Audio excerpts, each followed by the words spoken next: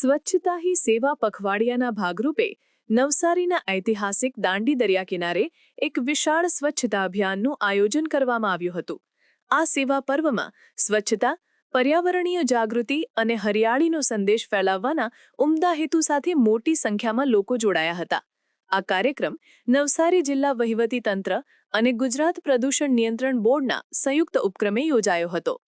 આ મહાસફાઈ અભિયાનમાં શાળાના બાળકો, સ્થાનિક ગ્રામજનો, સરકારી પદાધિકારીઓ અને સ્વયંસેવકોએ ઉત્સાહભેર ભાગ લીધો હતો. સહભાગીઓએ સાથે મળીને દાંડીના દરિયા કિનારા પર ફેલાયેલા કચરાને દૂર કરી તેને સ્વચ્છ બનાવ્યો હતો.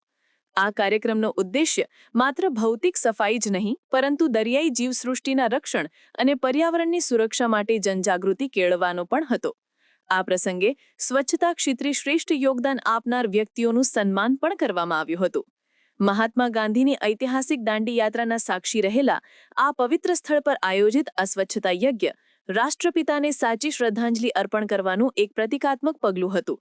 17 સપ્ટેમ્બરથી 2 ઓક્ટોબર દરમિયાન ચાલનારા સ્વચ્છતા હી સેવા અભિયાન અંતર્ગત આયોજિત આ કાર્યક્રમે સ્વચ્છતાને જન આંદોલન બનાવવાની અને કચરા મુક્ત ભારતના સંકલ્પને સાકાર કરવાની પ્રતિબદ્ધતાને વધુ દ્રઢ બનાવી છે.